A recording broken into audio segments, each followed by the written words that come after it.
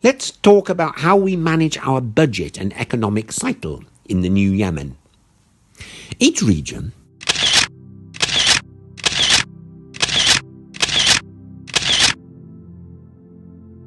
allocates 50% of its resources income to developing its own territory and 50% to the federal state in order to strengthen interconnections.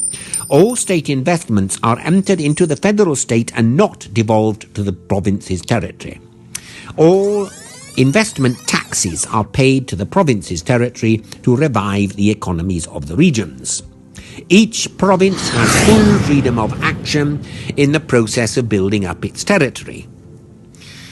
To facilitate economic growth, we need to invest in an infrastructure to connect all Yemeni cities.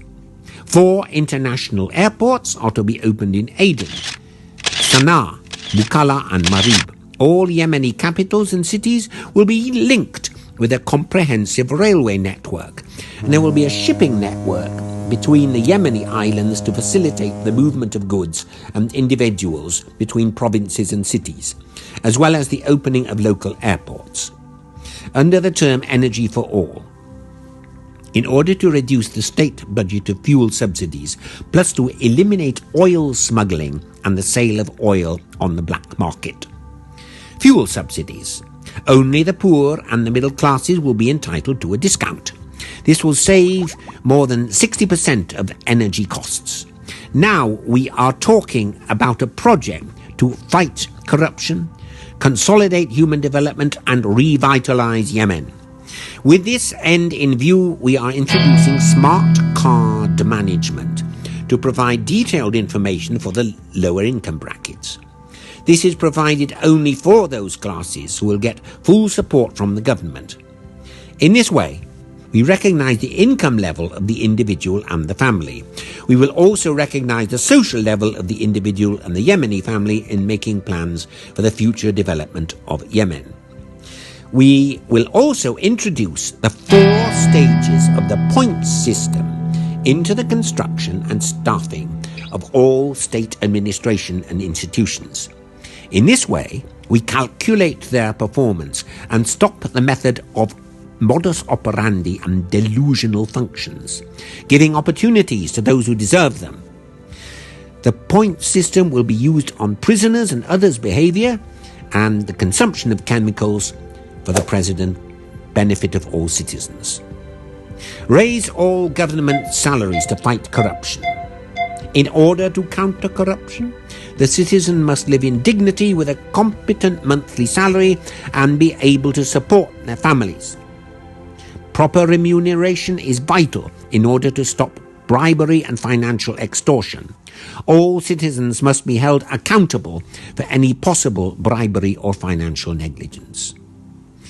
Yes, this message will tire the state cabinet, but only for a year, because the smart card and the point system will activate the economy so as to provide more than 5 times the salary increase. First, smart card will provide support only to the needy. The rate of support varies according to personal circumstances. Second, the point system will terminate or phase out corruption in the form of pseudo-jobs, estimated at 420,000, including more than 200,000 jobs in the military, an estimated total of more than 30% of government jobs. Of Yemen's budget, 49% goes to the Ministry of Defense and the Interior, an estimated $6 to $7 billion annually. This is a record for Yemen with its modest military establishment. Now for the strategy of structuring the state, socially and economically. We need to build a scientific, cultural, moral and economic renaissance on the individual and collective levels, including support the state enterprise, encouraging all kinds of industries, including heavy industries and technology. Yemen's location is much better than those of the developed industrial countries. It is closer to all global markets, including modest labourers from a large young population. We will develop our fishing industry, agricultural and animal products, tourism and medical tourism, as we Yemenis have large reservoirs for the natural treatment of sulfuric water, and more. We will offer new relationships with our neighbours in the Gulf by opening railways. This will be a gateway for commercial transport between the Gulf and the world at large, through Yemen, from the Hadramaut region in the Arabian Sea. We will use the army to improve government facilities such as prisons, hospitals and schools, also to make education compulsory. Now, let's talk about federal state investment in the social sphere and civil justice in general. The federal state invests in small, medium and large-scale enterprises in all 6 provinces at a rate of 20 to 30% of the federal state budget in all fields.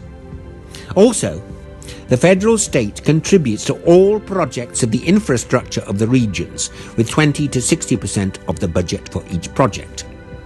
Through calculations based on each region, points are awarded according to the following criteria. Regions lowest in annual income of the region, population of the region,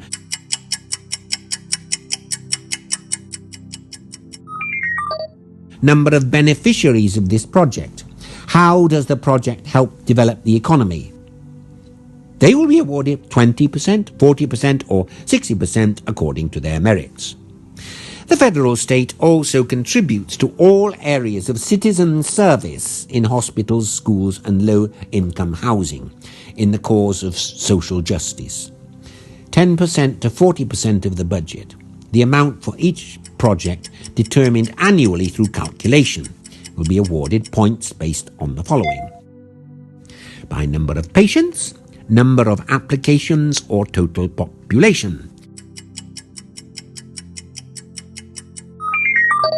number of research sections dedicated to hospitals only, depending on the point system for each of these therapeutic or academic institutions or priorities. They will be awarded 10%, 20% or 40% according to their merits. Now let's talk about the state investment in transport and economic activity. 35% of the investment income within the federal state is paid to build a railway linking all Yemeni cities, and 15% to connect the Yemeni islands with a fleet of commercial and tourist vessels. The development of the Yemeni islands in the areas of tourism, medicine and commerce. Now let's discuss investment under the Act to provide food for everyone independently, to encourage the ownership of agricultural land by major public bodies. Public schools, universities, the military, government hospitals, prisons, governmental centres, housing for the elderly and homes for the disabled. These bodies will own agricultural lands, livestock and fisheries for the provision of food, all managed by the State Investment Company. 30 to 50% of these products will be used by those institutions, and the rest will be for sale. 43% of sales income will be invested annually in these institutions, 2% will go to mosques, 5% to develop agriculture, fisheries and animal resources, and 50% to the treasury of the federal state. And what is the investment company of the federal state? This consists of a presidential council of 5 people.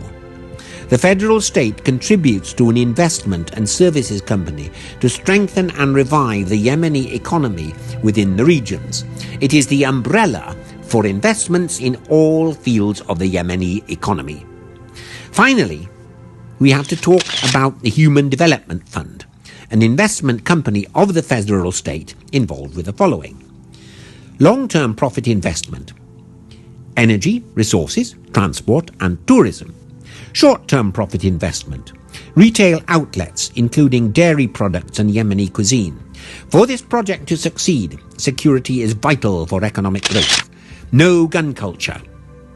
Any gun carried by a civilian needs to be dealt with by the power of law. A network of modern surveillance cameras is essential in all 16 regional cities. Who can implement this project? The governor of Yemen, Saudi ambassador Mohammed El Jaber, or the occupying power?